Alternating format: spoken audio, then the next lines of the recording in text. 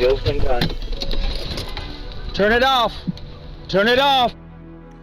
Police say it makes their jobs more dangerous, and despite calls for action, it's still putting you at risk. For 4 years, our team has investigated fake temporary license plates used by criminals to cover up crimes. In 2018, the Texas Department of Motor Vehicles told us watermarks would make them harder to copy and fix the paper plate problem, but it didn't. Now, law enforcement says the state's still not doing enough to stop what's grown into a national safety threat. Investigator Matt Grant explains. There's one right there. You ready to run it? We're going for a ride. 00530. Scanning Austin streets. Yeah, 10-4, it's completely expired. Run one for me, please. Searching for what police call ghost cars. Nope. It doesn't take long to find one. You see the one I'm going after? Casuals.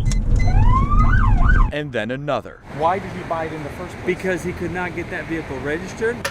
Sergeant Jose Escribano with the Travis County Constable's Office says illegal tags allow violent criminals to hide in plain sight. You become anonymous, and it makes it extremely difficult for law enforcement. A KXAN investigation found the Texas DMV is approving car dealership licenses to individuals with stolen IDs. Using photoshopped addresses, Escribano and the FBI say these phony dealers aren't selling cars. Instead, they're accessing the state's web dealer system, generating real temporary tags. You ready for the tag? That when scanned by law enforcement contain fake names, addresses, and VIN numbers. Like this one, approved even though it's a website, and VINs don't have special characters. The plate Escribano confiscated is from Casneil's Auto in Houston, before the state shut it down last month.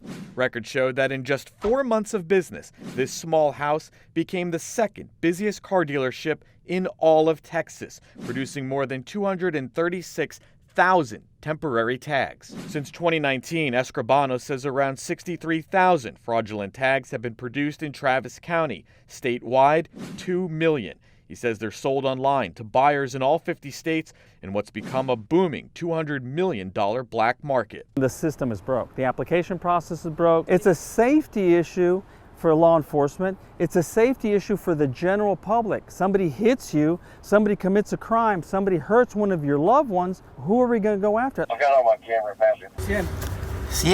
Está bueno, gracias. Go ahead and take him down. Skills and gun. In this never-before-seen undercover deal in Austin, Turn it off! Escribano and his team take down a man accused of producing hundreds of fraudulent tags. Escribano says the suspect, Cesar Cifuentes Aguirre, pleaded guilty and was deported because he was in the country illegally. But other cases are about more than just money.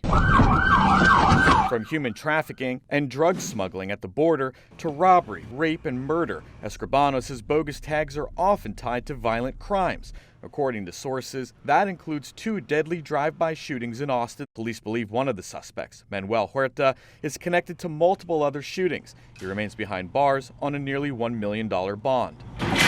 Authorities say paper tags were also used on the getaway car when an off-duty New Orleans police officer was murdered in Houston this summer, and when a Nassau Bay officer was killed in a hit-and-run in 2019. The suspects in those cases were caught and are awaiting trial. Give us a fighting chance and don't let me sit here with one hand tied behind my back. And we've been doing this for 3 years now. And still, here we are. In October, Escribano told DMV board members they're not doing enough to stop this. He wants the DMV to fingerprint dealer applicants and verify car lots in person. In September, House Bill 3927 went into effect. The new law gives the DMV authority to quickly cut off access to its database for dealers suspected of fraud. The move received praise in New York, where police say thousands of fraudulent Texas tags are being sold. The goal of this initiative is to stop the purchase of fake and fraudulently obtained permits. This new law passed in Texas will definitely help achieve that goal. But Escribano isn't convinced, predicting criminals will keep applying for new licenses. And now we're playing a, so to speak, whack-a-mole. This is absolutely an emergency. DMV Executive Director Whitney Brewster defended her agency, saying investigators look for fraud weekly. We asked why fake VIN numbers are allowed into its database. Go ahead and run it for me. Making it difficult for law enforcement to tell if a car is stolen. We have a system defect. But Escribano says he alerted the DMV to this defect back in 2019. when shell company dealerships began popping up. What are you doing to verify that these dealers are actually legitimate? Because we found, as have law enforcement, there are plenty of dealerships that are fraudulently operating and lying to you to get a license. If there are businesses that law enforcement is detecting as being problematic, we would really appreciate them letting us know about those. Would you physically inspect these locations? There is not currently a requirement for a mandatory site inspection. Why not? It currently does not exist. We are a complaint-based agency. Brewster says fingerprinting is an option, just not an immediate one. Potentially be recommended to the legislature for change. In 2023? Yes. The day after that interview, the constable's office purchased this tag from an online seller in my name, registering with the state a fake VIN number and my address as the Dallas Cowboys Stadium. And this one says I live here at KXAN. Real temporary tags are good for 60 days and can't be purchased online. Josh, back to you.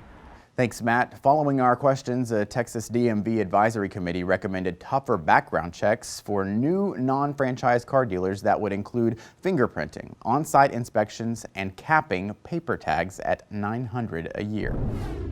I just think that there's more that could be done. Coming up, our investigation digs deeper. We talk to the FBI to find out more about potential changes that could help put the brakes on the paper plate problem in Texas.